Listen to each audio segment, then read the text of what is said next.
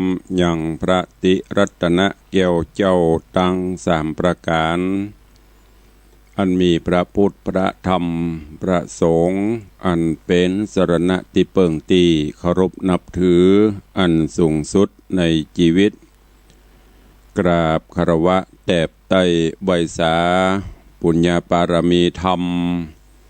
พระมหาเถรานุเถระเจ้าคณะพระสังฆาธิการ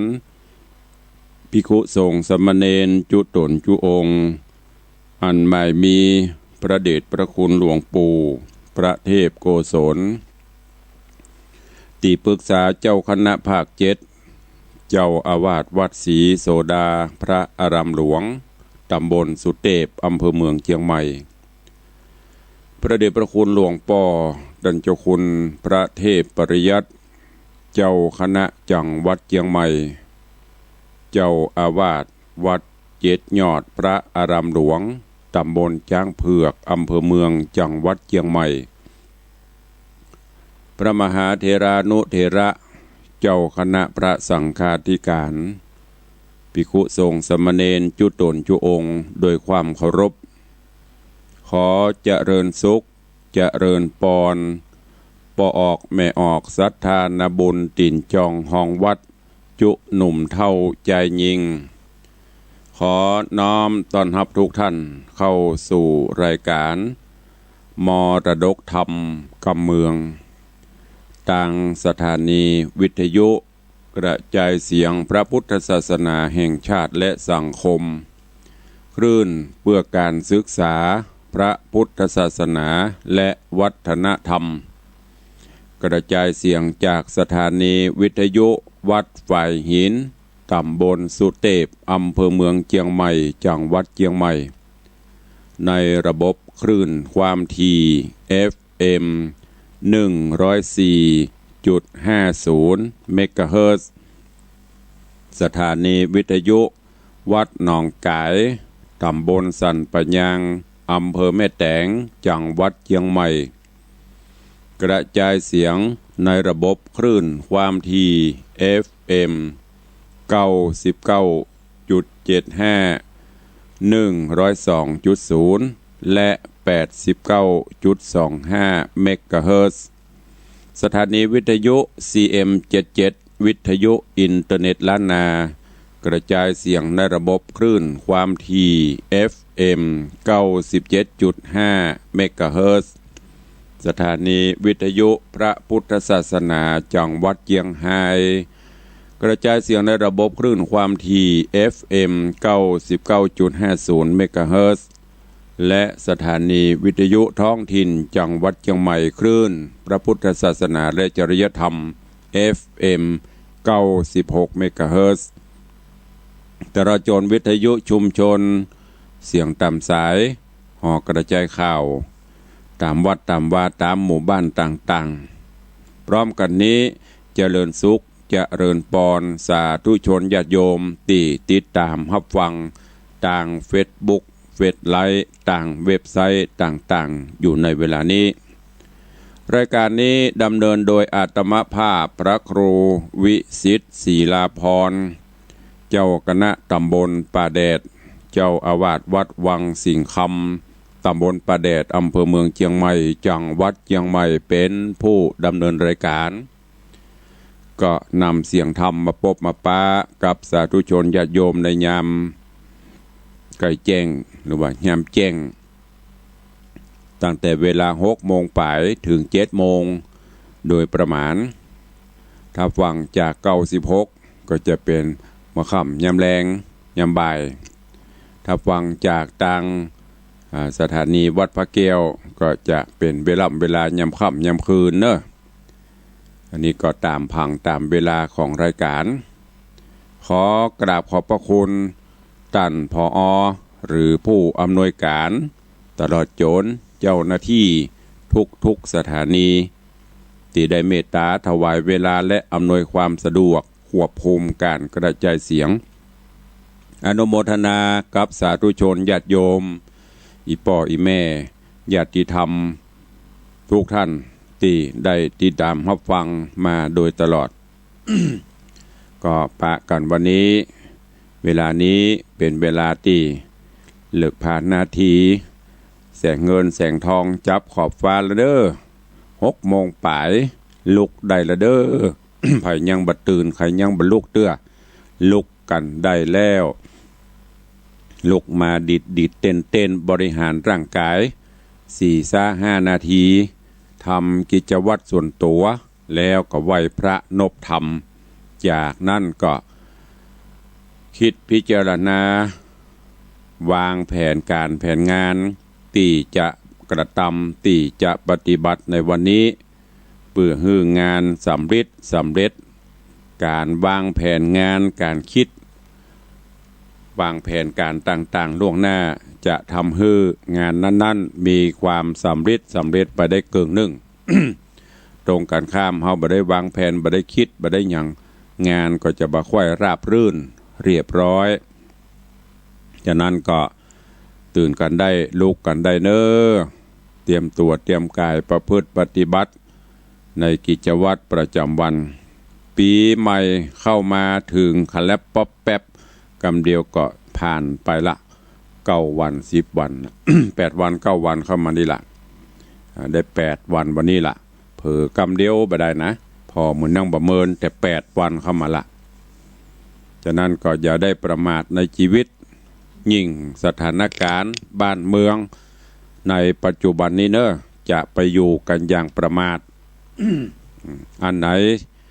ที่ควรประหยัดอันไหนที่ควรไปบ่ไปจะได้ก็คิดพิจารณาดูให้ดีและโดยเฉพาะลูกหลานตานเต้าเยาวชนคนดีทั้งหลายที่กินเอลก็คือระมัดระวังเนอะโดยเฉพาะโรคระบาดลองพอโรคระบาดประเดี๋ยวนี้ติดต่อกันที่ไหนไม่ได้ติดต่อกันจากวัดจากวานะ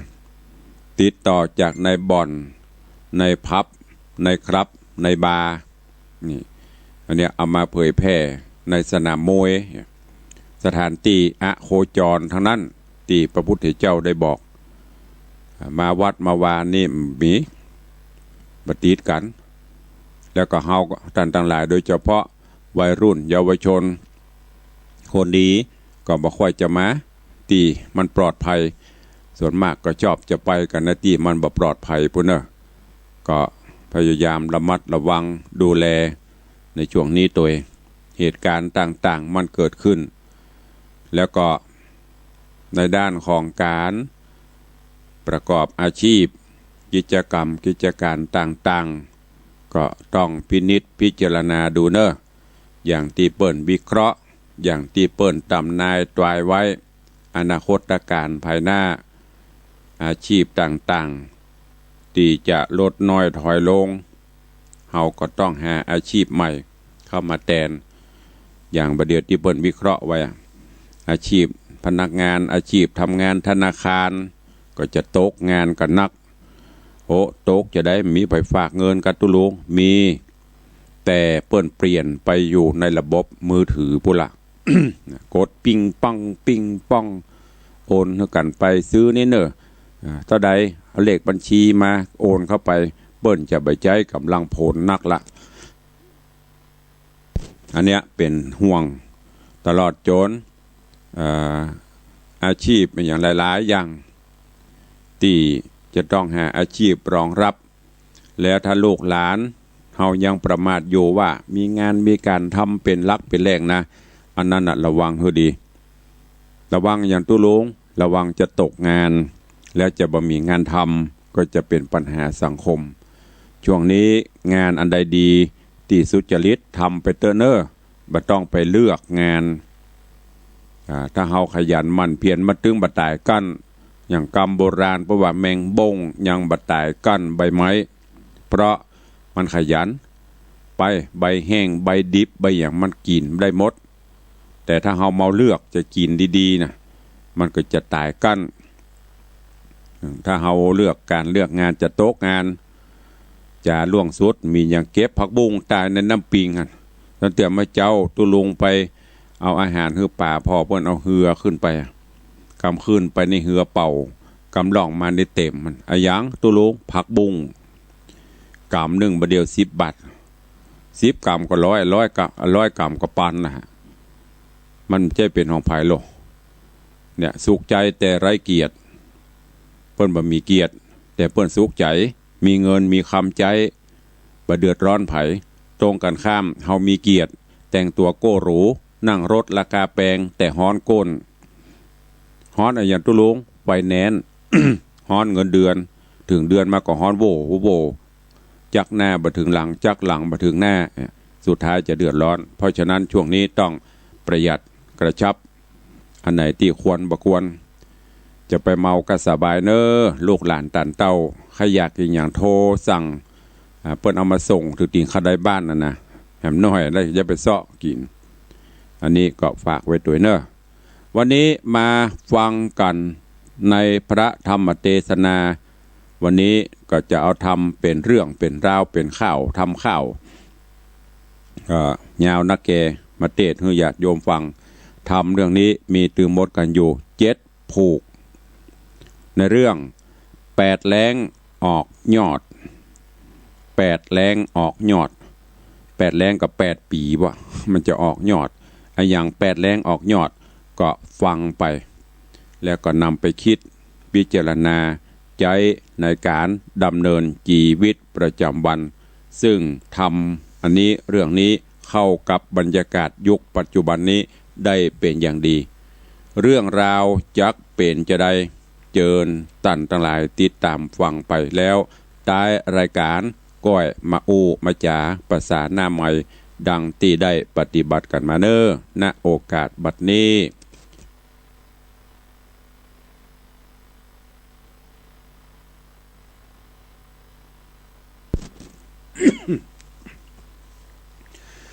นะโม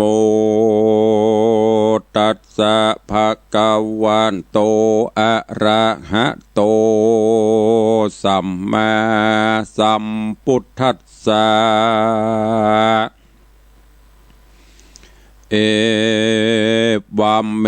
สุตังเอกังสัมมายังภะคะวาสา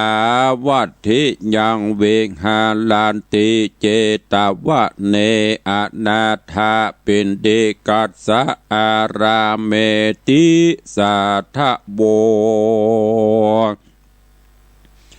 ฟังดูราสปุริสะตั้งหลายตั้งหญิงและใจม้วนหมู่อันทาอยู่ฟังธรรมจุงดาจำติดต่อบทบาทคอบาลี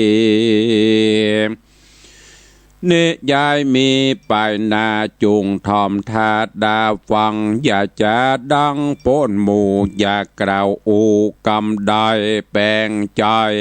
สายจื่นจ้อยตัวตามถอยกำทาม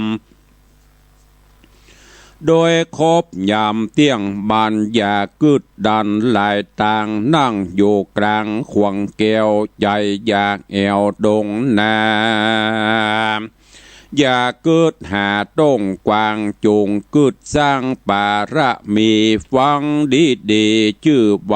พิจารณาไต่ตัวไปแม่นบทได้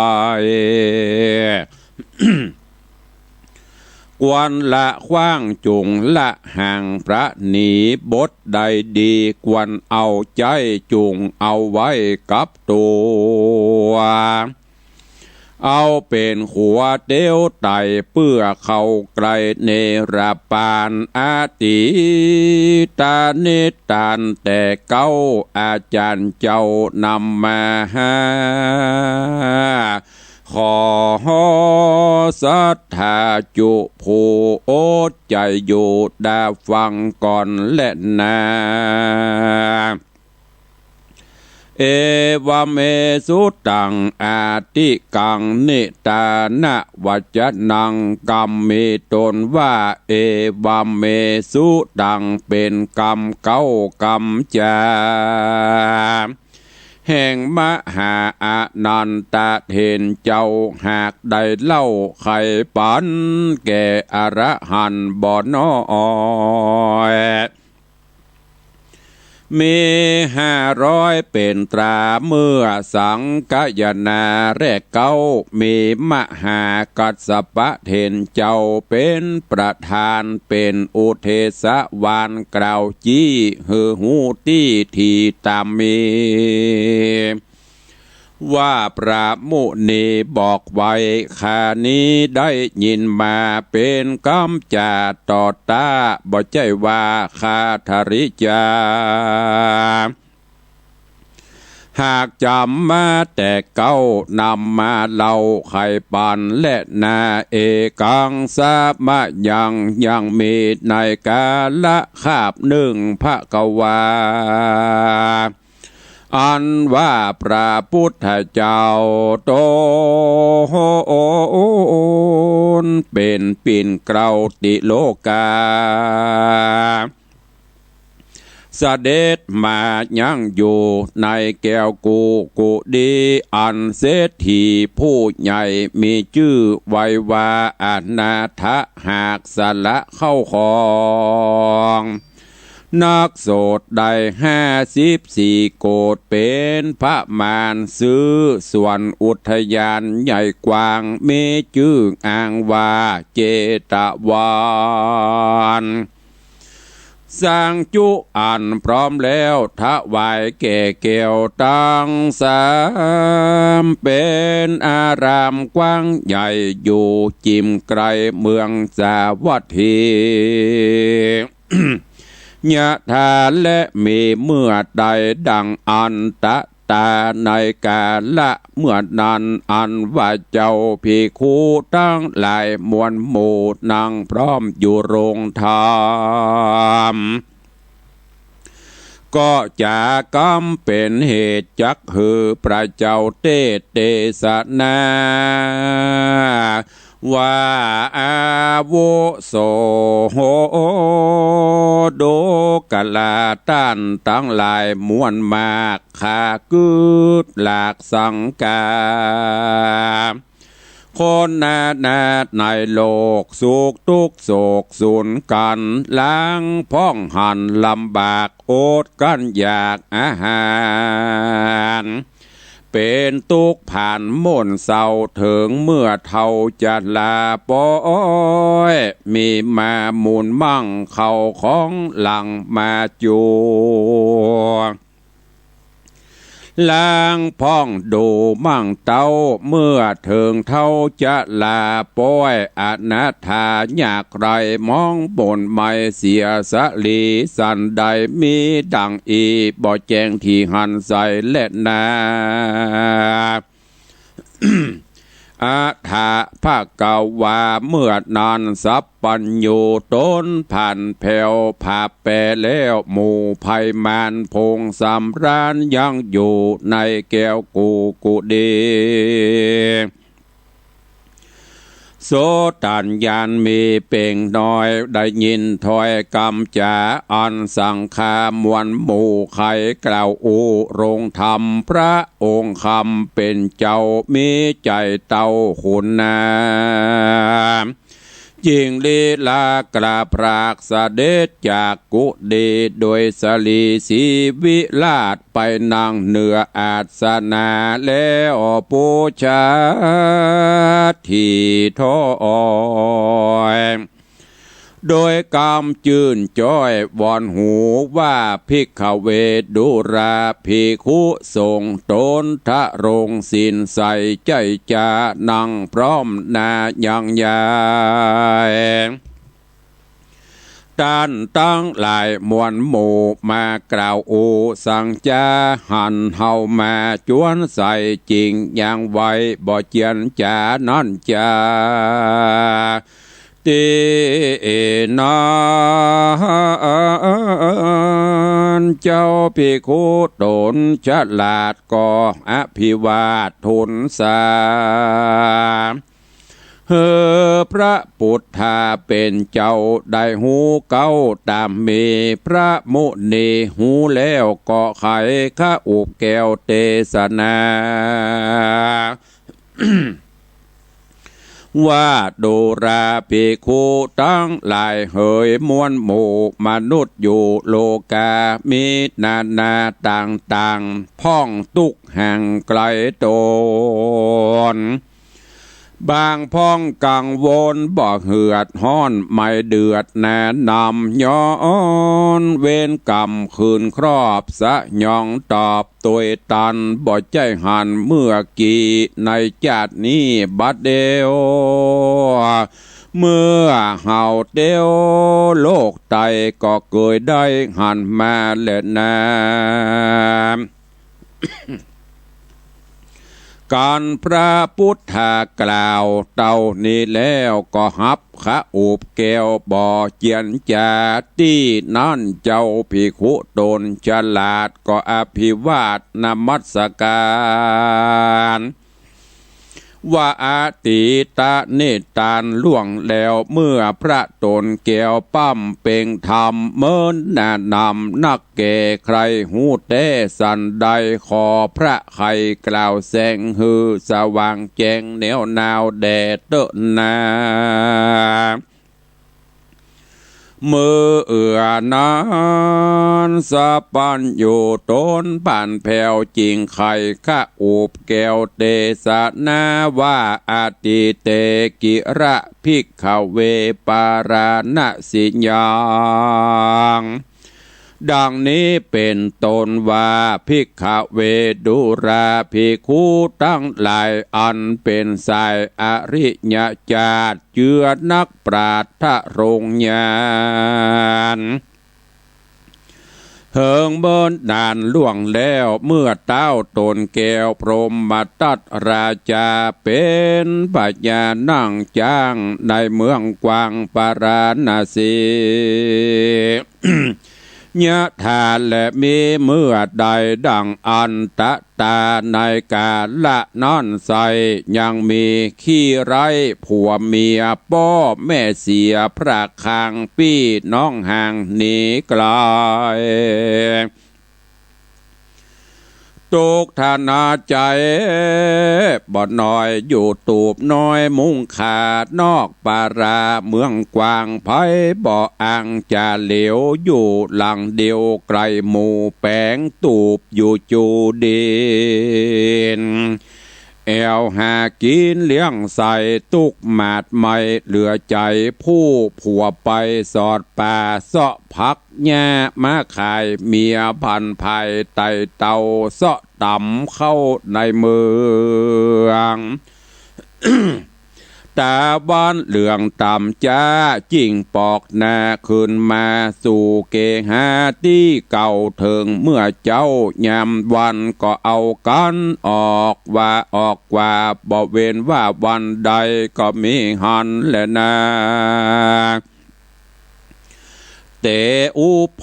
ตุกตะตังกู้อดสร้างอยู่จอมกันจับหลังวันมาดไม่ผัวบ่ได้อันใดเข้าดงไพรปังเป่าปีกปอกเต้ามาได้เมียผ่านภายฮับจ้างไผ่บ่ออ่างยินดีขาเข้าเขามีเต็มใต้น้ำเขาใส่เต็มไหบ่มีไผ่จักจ้างลวดเปล่าว่างมองเงาตุกบอบเบาทางคอนว่าวูฮ้อนหลายอันจับหลังวันโจกใหญ่ได้พร้อมไว้หลายประการตังเข้าสารกรวยอ้อยพริกหน่วยน้อยครัวบายของกินได้เหลือหลากเขาก็หากยื่นย่อปันได้ทุกอันทุกสิ่งของกินยิ่งนาลางวานหาบอดได้มองหม่นไม่ไปในเป็นตุกใจไม่มาดเข้าน้ำขาดแหล่งง่าย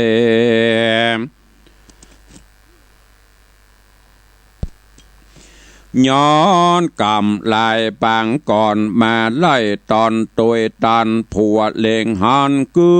ดฮอดขันนิงสอดตามธรรมจริงไข่กำตันต่อเกตนางนอภริญาว่าดูราสายสิเนหาเฮน้อยอ่อนแต่จาดก่อนเดิมมาสองเล่าราตั้งกู้เตี้ยงบ่อยู่ตามธรรมได้กระทำกรรมหยาบอันเป็นบาปสามานบ่ได้หือตานเข้าน้ำวัตถุพร่ำตามมีศีลเจียงจีห้าเส้นได้หลีกเว้นเสียไกลเกิดมาหน่อยจาดนี้บาปบ่ลีไกลกลาจริงตัวมาตอบสายฮือเฮาให้ตกผ่านบ่สำราญกันอยากตุกลำบากทารนบ่มีคนช่วยกำขาดเข้านำปัจจัยแต่นี้ไปนานางอย่าว่าใจดำอย่ากระทำกรรมหยาบอันเป็นบาปนาโอดรักษาอย่าได้เว้นศีลห้าเส้นเจียงคานแม่นตุกผ่านกันอยากอย่าได้พรากเสียศีลแดดเตนาว่าอันตินอนฝ่ายนางเมียกำพระบ่ตอบตากำใดเต่าอยู่ไปจะใจแม่นยากไรเครื่องกาอนาถา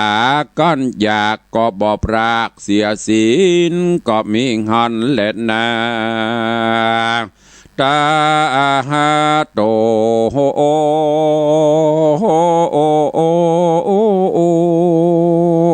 ปัฏฐาญะแลกแต่นอนไปนะบอดเนินจ้าเหิงนานนอโปธิญาณบุญกว้างอยู่เสพสร้างคงสะวันมีอายุขันเสียงขาดก็กรอยกราดลงมาจากดูสิตาแห่งห้องเข้าสู่ต้องนางผ่านบ่อปอนานสะรำสืบเดือ10 เดือนพร่ำบัวระมวนกาละกวนมาไข่นางก็พาสูตรใดบูตามีลักษณะพาเสดงามลำเลิศเปิงแปงพ่อแม่แฝงอยู่เฝ้าป้อนน้ำเขาเอาใจมีของใดยื่นตอนหือลูกอ่อนเจยจมฮักอุดมลูกน้อยใจจ่องหอยแปงปานจิงใส่ชื่อปันลูกเต่าว่าอ้ายลูกเก้าจันตะกุมารว่าอันก็มีหันเล็ดนาจันตะกุมารนอแก้วเกิดมาแก้วดูดีบ่ฮอนมีเมื่อยไข่บ่ห้องให้เววาก้อยใหญ่มาเตื้อหน่อยนาจื่นจ้อยเจยบานฝ่ายนางผานผู้เป็นแม่ฮักลูกแก่เหลือใจจักไปไหนไกลไกลบอดละไว้เกหาโบตาบ่พรากโอดลำบากแป่งปันกันภายพันเตียวต้องไปลอดห้องเฮือนใดเขามีใจโจมจื่นเขาของยื่นยอตาย้อนสมปานลูกน้อยบ่ตำก้อยมีลายโคนยิงใจหันแล้วใจผ่องเผ้วยินดีของกินพิษหลายสิ่งละสะยิ่งนาตังผาดลาลูกไม้เขาบอบไว้ย่อปันย้อนเล่งหันลูกเต่างามบ่เศร้าปุ่นโจมค ความขี่โคมไม่มาดก็ก้อยขาดบางเบ้าบ่มองเงามนมาของเครื่องใจมีมาตั้งสองขาพ่อแม่มีใจแผ่เจยบานจากกำวานอิงอ้อยซึ่งลูกน้อยใส่ใจ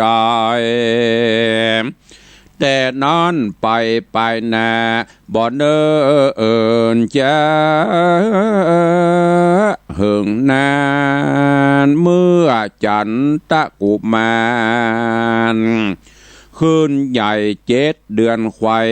ยามใดโรคาภัยหลายลูกมาต้องถูกกะยา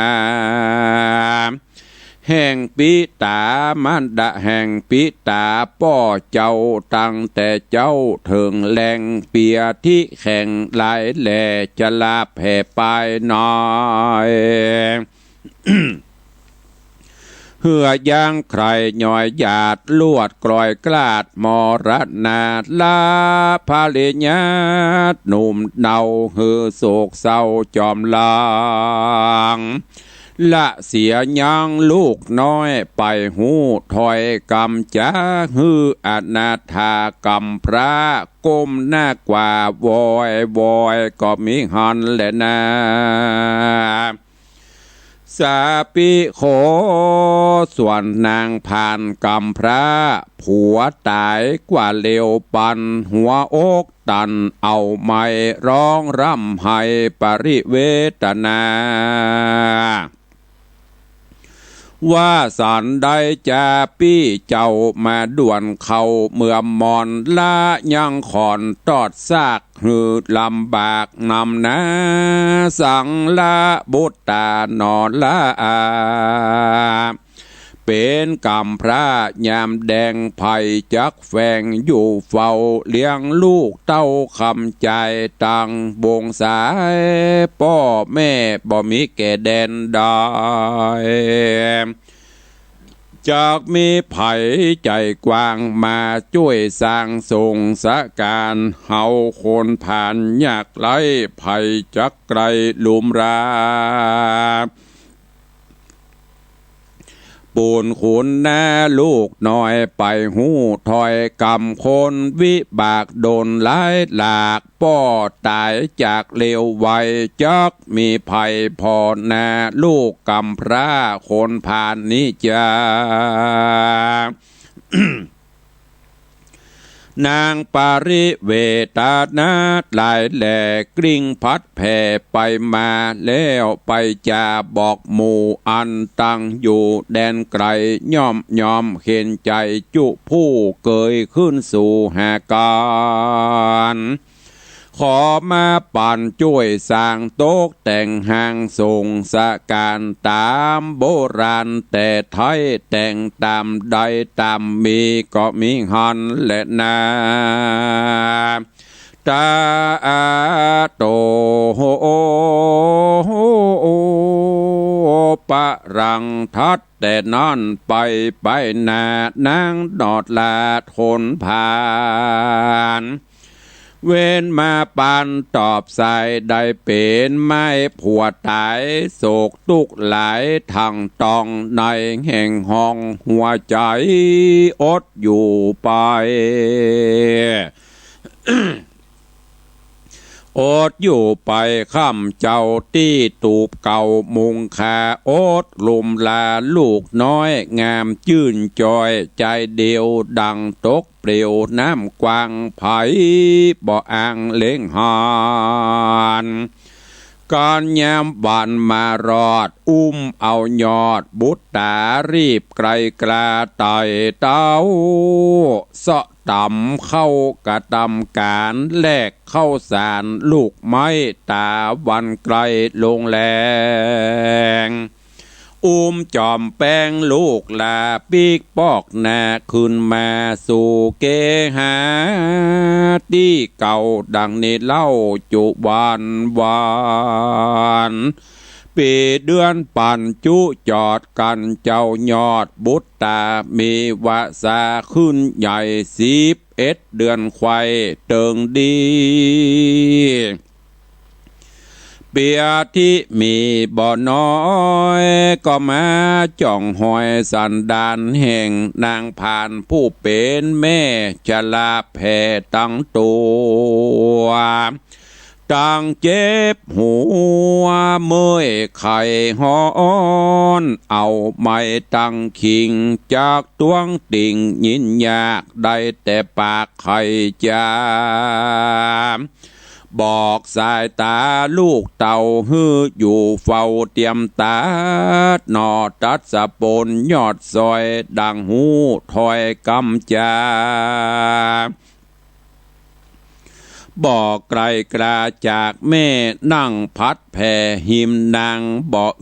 ครางร้องไห้นั่งอยู่ไกลแม่แฝงนางจอมแปงแม่จะเอาหอนไม่เอาเหลือหลายนางก็ไม่สอดหูบ่อาจจักอยู่ยืนไปว่าเป็นสันใดก็แล้วบอกกราดเกลียวตั้งตายเอ็นดูใจ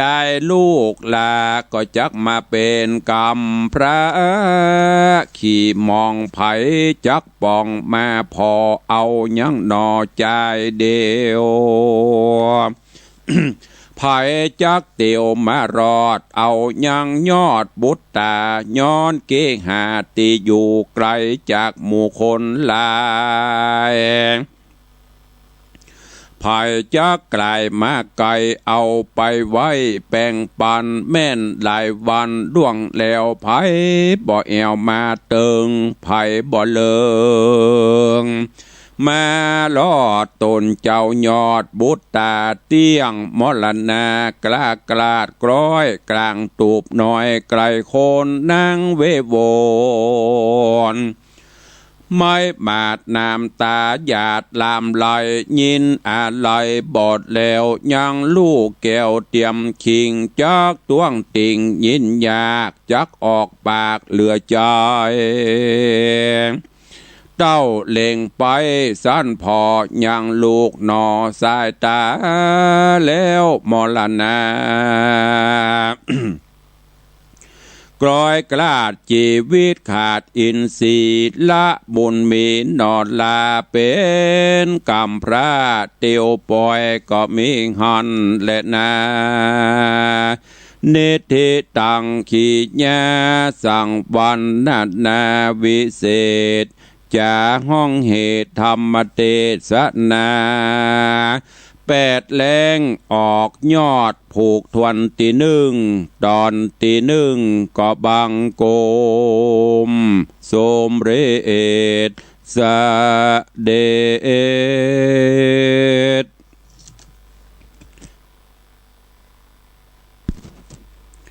ก็ได้สดับหับฟังธรรมเทศนา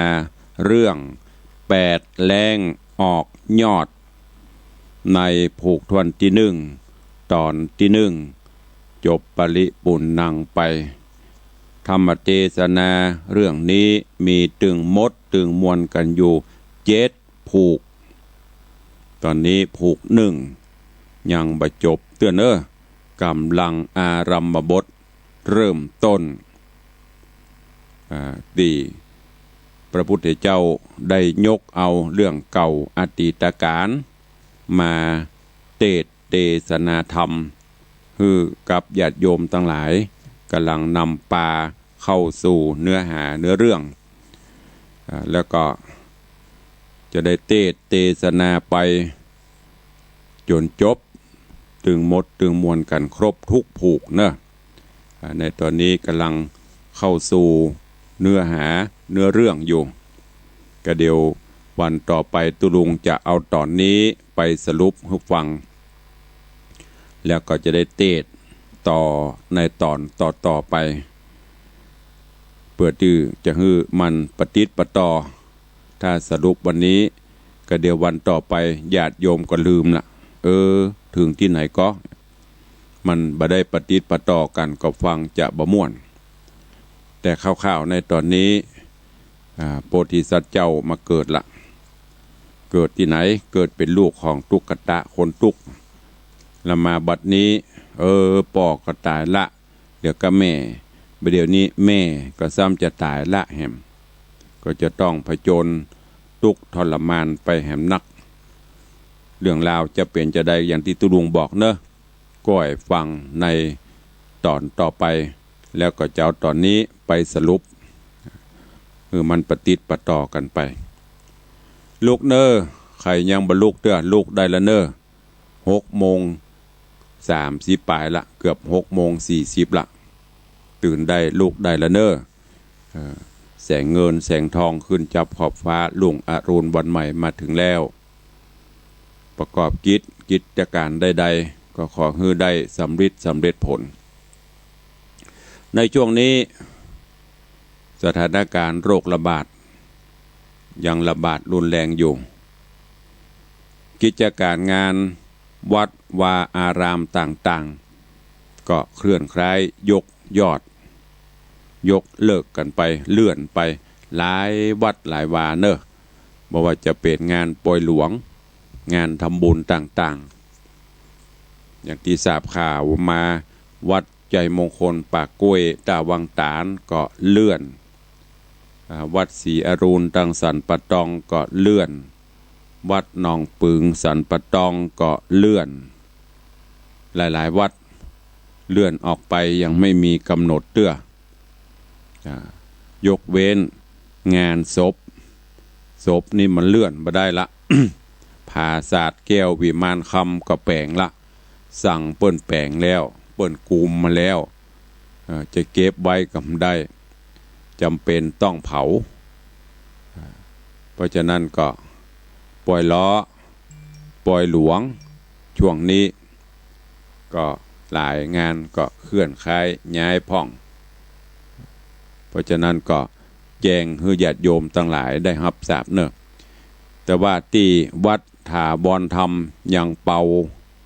อันนี้งานศพของท่านสมุวิทยาเหมะวรรณศิริยังมีเหมือนเดิมเปิ่นเอาลงผาศาสตร์นกกาละเวกเมื่อตะวาแล้วก็จะประชุมเพลิงในวันอาทิตย์ที่10ที่จะถึงนี้อันนี้ยังมีเหมือนเดิม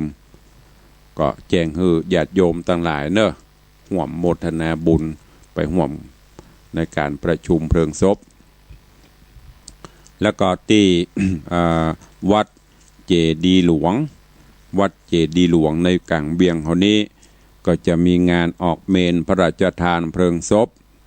หลวงปู่พระเทพบุทธาจารย์หรือหลวงปู่ชูเกียรติอดีตเจ้าอาวาสวัดเจดีหลวง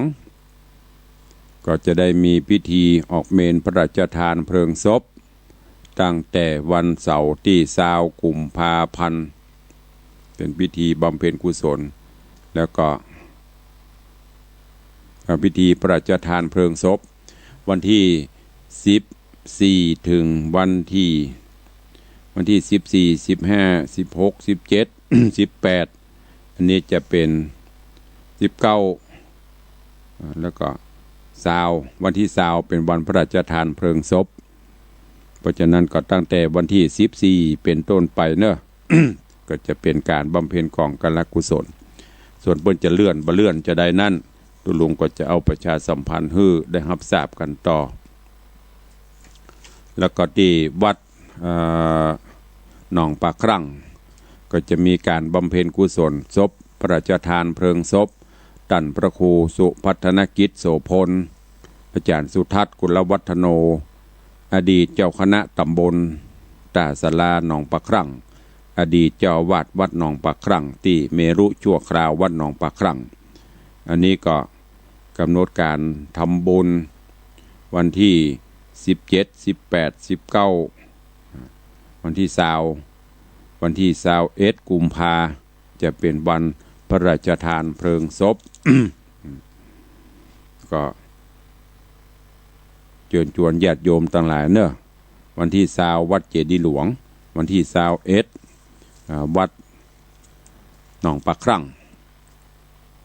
แล้วก็มีของหลวงพ่อพระครูหลวงปู่พระครูปัญญาวราพรแห่มช่วงนี้จะเป็นช่วงปล่อยล้อปล่อยหลวงปล่อยล้องานใดที่เปิดงดก็จะได้แจ้งเฮ้ยเนอะก็ไกลตีไหนรู้จักมาคุ้นก็ไปร่วมโมทนาบุญด้วยกันเนอะตุลุงก็ขออนุโมทนาขอบคุณขอบใจญาติโยมศรัทธาเนอะที่มาร่วมโมทนาบุญมาเยี่ยมมาเยือนมาแอวมาไหว้มาสารูปปิมปาหลวงพ่อพระสิงห์คำตลอดจนมาไหว้มาสาพระเจ้าตั้งใจพระประธานในวิหารหลวงถึงตอนนี้ก็เปิดให้ญาติโยมทั้งหลายได้มาไหว้มาสาสักการะบูชากันตึงวันนะใครบางเบนก็เจิญมาได้ก็มาก็ช่วงนี้ก็ฮือใส่หน้ากากล้างมือปฏิบัติตนปฏิบัติตัวคือตามมาตรฐานของกระทรวงสาธารณสุขเนอะ ก็ทำบุญสุนทานรักษาศีลเจริญเมตตาภาวนาไปบำเพ็ญบุญไปเถอะก็จะได้ขจัดปัดเป่าโรคภัยไข้เจ็บเคราะห์หามยามให้เฮาต่อไป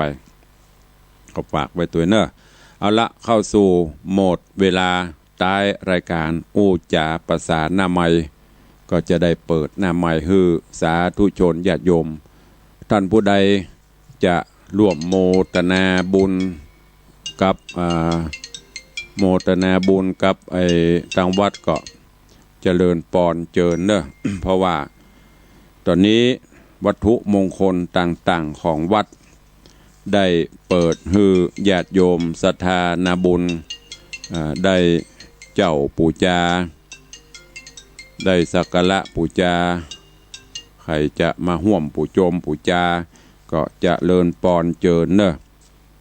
เอาไอเบียวว่าไปมีอย่างสาธุอนุโมทนาเนอะสาธุขอบคุณขอบใจไอเบียวปฐมฤกษ์เบิกฟ้า ก็ได้มีวัตถุมงคลหลวงพ่อพระสิงห์คำมีตึงเหรียญมีตึงองค์ลอยมีตึงพระกริ่งมีตึงพระพุทธรูปปูจาเนอะปีใหม่มาแล้วเอาสิ่งมังกละมงคลขึ้นบ้านขึ้นจองขึ้นคอขึ้นรถก็มาดูมาเลือกมาปูจาเอาได้เนอะเปิดฮือปูจาละบ่ต้องสั่งจองตอนนี้ผ่านพิธีมหาพุทธาภิเษกเป็นที่เรียบร้อยละก็เจริญปอนเจิญมาปูจาไปไว้บ้านไว้จองเพื่อเป็นสิริมงคลกันได้หลวงพ่อพระสิงห์คำ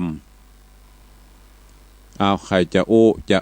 จะจ้ากับตุลุงแถมก็เข้ามาเนอะ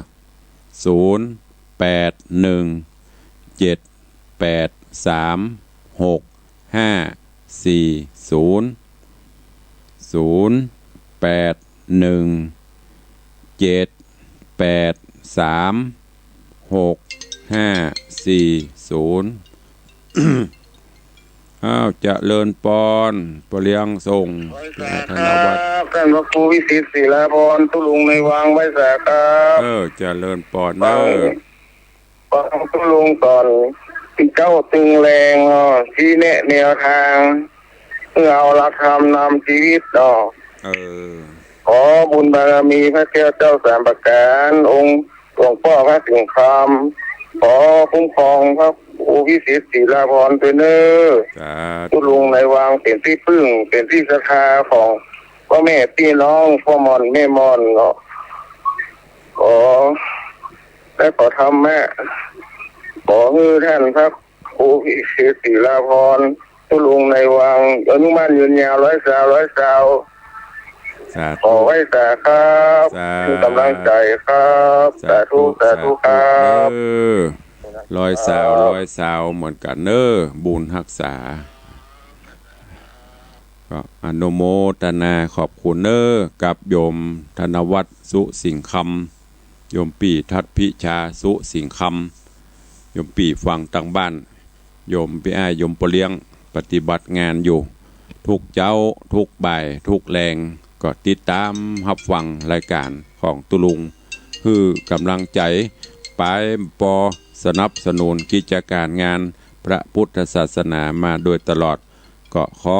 อนุโมทนาบุญเนอะกับโยมธนวัฒน์สุสิงคำหรือพ่อเลี้ยงส่งไม่เลี้ยงนางก็ขอคุณพระคุณเจ้าคุ้มครองท่านเหมือนกันเนอะอยู่เย็นเป็นสุขหมื่นปีหมื่นปีเนอะเจริญปอนเจ้าสวัสดีปีใหม่นะเจ้าเจริญปอนปีใหม่เจ้าขอให้อันพระครูกันกลุ่มลุงเล่นเจริญในหน้าที่การงานแล้วก็ร่างกายสมบูรณ์แข็งแรงอยู่กับธรรมะไปเหมือนๆนะเจ้าสาธุเจ้า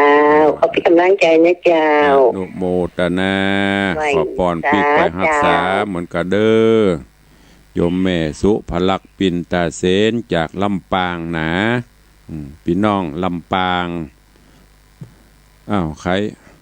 สันพระเจ้าแดงเจ้าลำปางเสียงมันเหมือนกันน่ะก็ลืมไปใครจะจ้าตัวเข้ามาเด้อ0817836540เข้ามามาจากันใครที่จะปูจาวัตถุมงคลเป็นเหรียญเป็นพระกริ่งปูจาได้แล้วก็มีบริการส่งบ่ได้มาก็โอนสตางค์มาตุลุงจะส่งไปฮื้อก็กาส่งก็ประมาณ20 บาทก็มีเป็นอย่างใครจะโอนใครจะปูจาเป็นเหรียญก็เป็นพระกริ่งก็เป็นอะไรก็สอบถามหลังไมค์เนอะ หลังไมค์แล้วก็จะได้ส่งไปทางพัสดุไปรษณีย์เตือใครได้แต่บ่ได้มาตุลุงขอปูจาก็ส่งมาฮื้อกำเนิดก็จะได้จัดส่งไปฮื้อตัว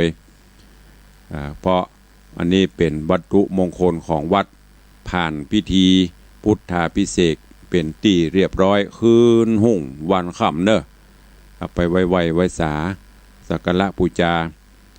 จะมีก็เป็นเหรียญเป็นพระกริ่ง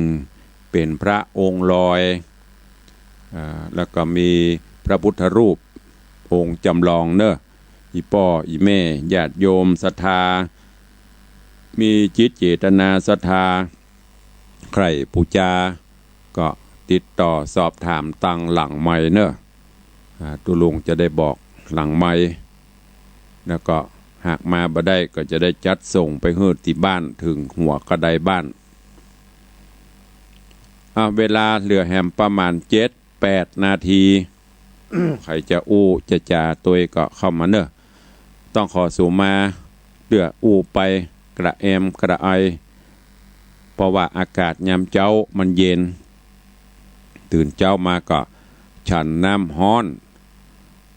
ก็หลงไปวันนี้ตื่นจากที่นอนตี4กับ25 นาทีตี4:25 นาทีก็มาบริหารร่างกายสัก20 นาทีดิดเต้นยนยืดเส้นยืดสายแกว่งแขนพ่องดัดเอวพ่องอันมันบ่ได้ถ้าเฮาลุกมาแล้วได้บริหารร่างกายเสร็จก็ส่งน้ำส่งท่าโยมถามตุลุงบ่หนาวกะบ่หนาว แต่มันต้องพนห้องกิจวัตรประจำวันมันชินไปส่งน้ำเย็นก็เย็นแต่วิธีแก้มันก็มีสุมาเตอตามหลักหมอเพิ่นจะบอกเราก่อนจะอาบน้ำอันนี้ก็ภัยที่กำลังลุกเนอะที่จะอาบน้ำนะจะไปฟังเข้าไปถึงห้องน้ำยืนสักกำมันปรับอุณหภูมิก่อนอุณหภูมิในห้องน้ำกับอุณหภูมิทางนอกมันแตกต่างกันนะอุณหภูมิทางนอกมันอาจจะอุ่นแต่เข้าไปห้องน้ำมันอาจจะเย็นเสร็จเรียบร้อยแล้วก็สูมาเตอเนอะน้ำตักน้ำหดตีนเหี่ยก่อนจะไปฟังเอามาหดตั้งบนเตื้อหดตั้งแต่องค์ตีนหดตีนขึ้นมาก้อยๆขึ้นมาหาหัวเข่ามาหาขามันจะก้อยๆปราบเข้าไปจากนั้นก็ก้อยๆล้างหน้าล้างตานี่คือวิธีปฏิบัติ บางพ่องนี่จะโละเข้าไปโปดโทตักน้ำใส่ตั้งหัวลงสว่ำอันนั้นแหละที่มันช็อกที่มันน็อกที่มีข่าวหลายคนนะไปห้องน้ำแล้วก็ช็อกเพราะอุณหภูมิในร่างกายเขามันปรับบัตันมันเย็นอย่าเอาน้ำเย็นไปหดท่วมอันนั้นอันตรายมันช็อกอันนี้ก็บอกวิธีให้ตัวนะไม่ใช่กระเตะทำมาได้นะวิธีการแพทย์หนาวปันได้ก็เป็นอย่างอ่ะเขาก็แกว่น้ำโหดเข้าไปโหดตั้งแต่ตีนขึ้นไปก็เดียวมันก็เย็นสบายอาบก็น่าก็สบายละอ้าวเจริญปอนเปรี้ยง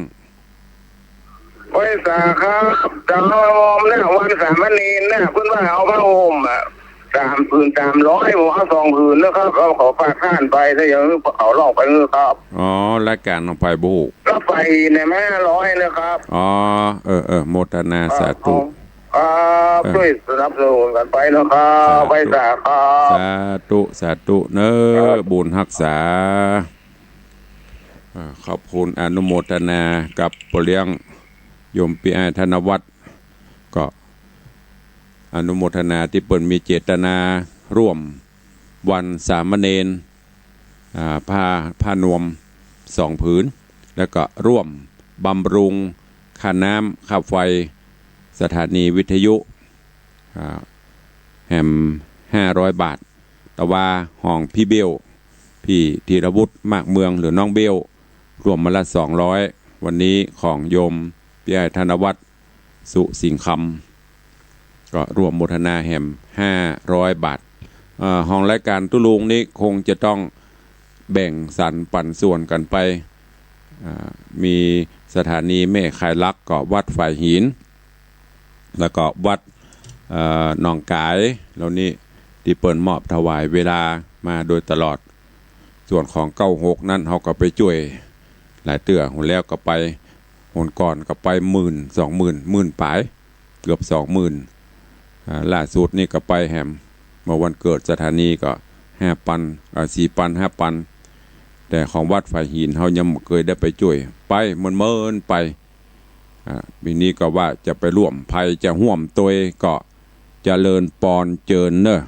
ตามจิตเจตนาศรัทธาบำรุงสถานีท่านเจ้าอาจารย์พระครูอภิวัตรพระครูวันสมุวิสุวัตรบ่เคยเรียกร้องบ่เคยบอกตามศรัทธาวัดหนองกายก็เช่นเดียวกันใครก็ห้อมแต่ว่าโดยจิตวิญญาณเปิ้นฮือเฮาฮือเปิ้น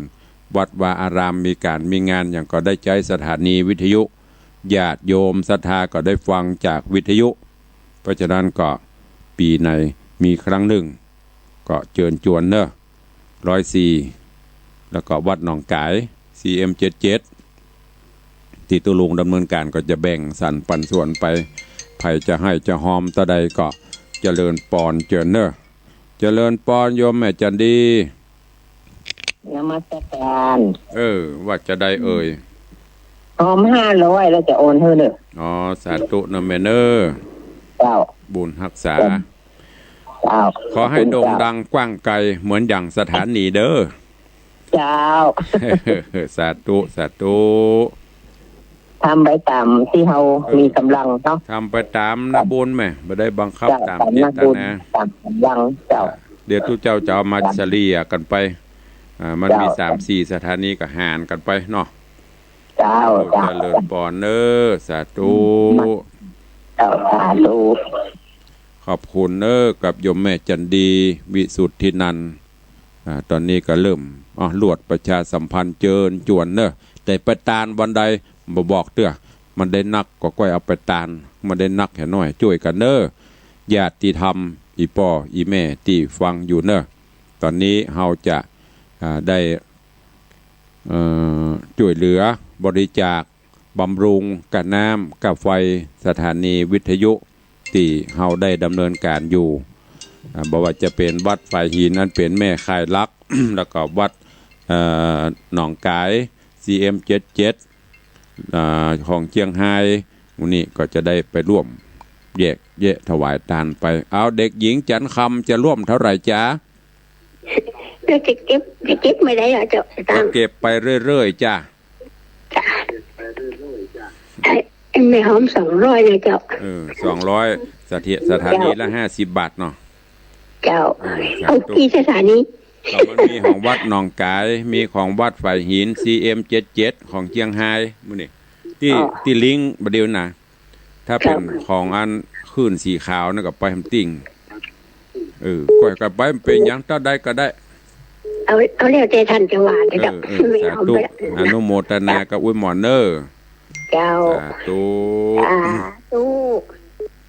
เด็กหญิงจันคำแสงบุญ200 บาทอ้าวเสือใต้ว่าจะได้สิ่งเหนือเสือใต้พร้อมตัว500สิงเหนือ500เสือใต้500เนาะชายกลาง500